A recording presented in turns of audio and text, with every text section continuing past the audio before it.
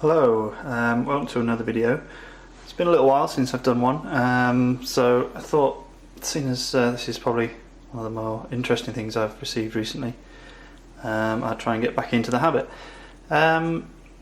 Yes, it's another camera, and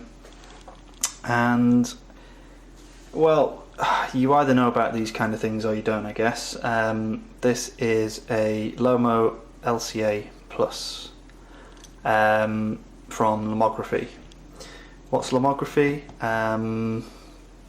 Well, basically, a couple of students in the 90s found one of these cameras in the Czech Republic, or Czechoslovakia as it was, thought it was cool, took it back to Austria, used it, started a little bit of a cult following amongst students, started this Lomography society, and basically claimed that it's a world photography kind of movement and society and the way of life and lifestyle and all this, but really it's kind of a way to sell cameras to hipsters for far more than they're worth.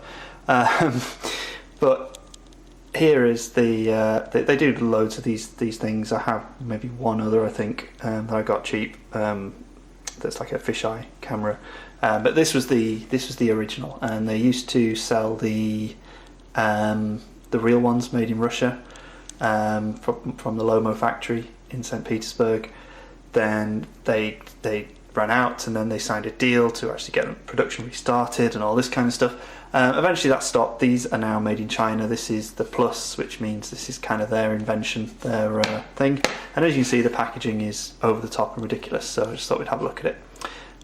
There's no way I'd buy one of these brand new. The price is absolutely ridiculous. I think you're looking at 250 quid, something like that. I'm guessing in dollars, I don't know, $300-400, something ridiculous like that.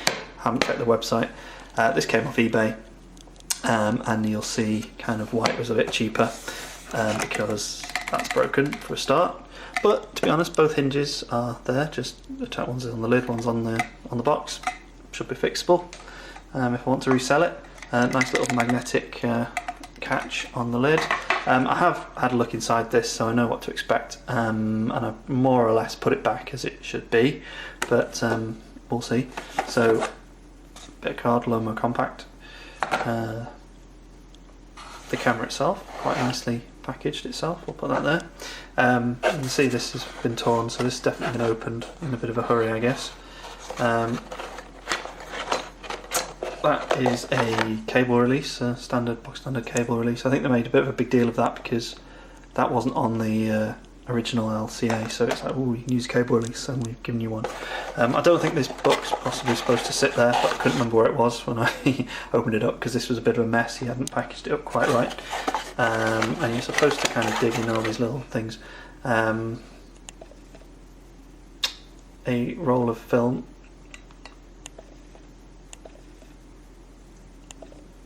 Colour negative, 35mm, 100 ISO.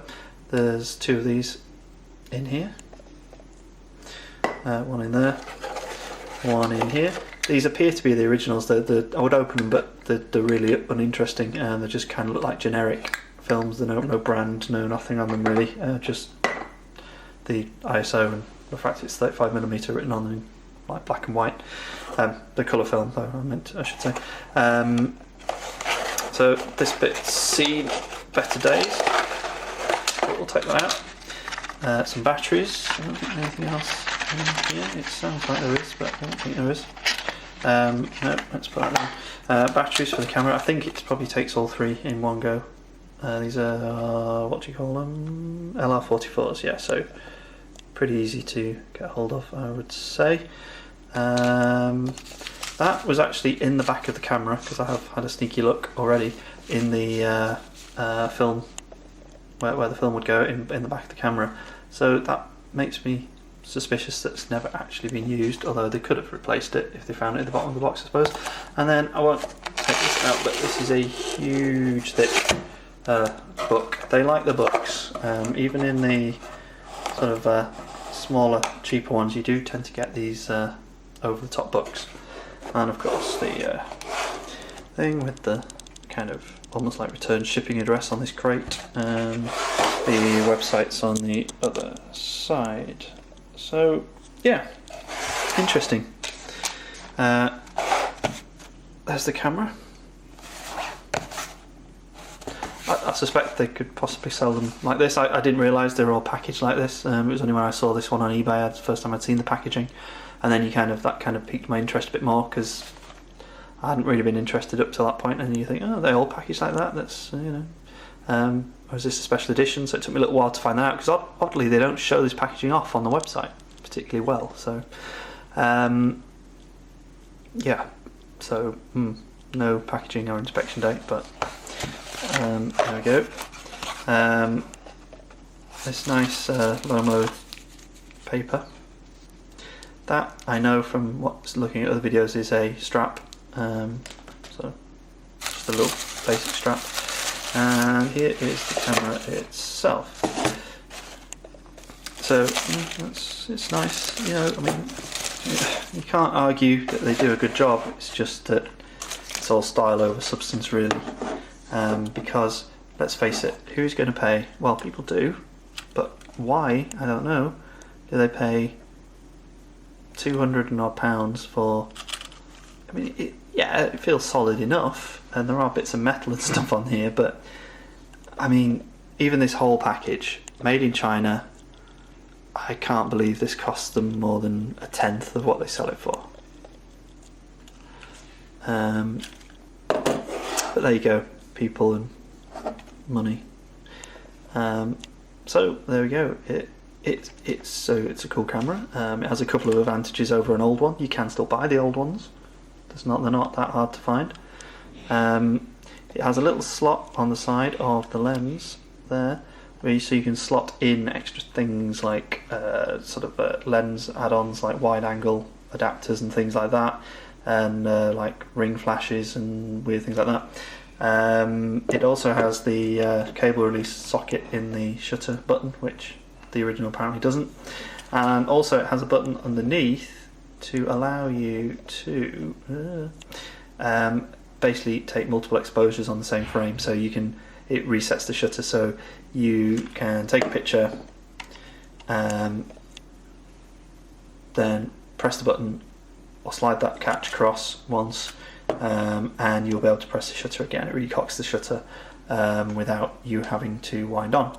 So you can take multiple shots on one frame for like cool hipster effects, basically.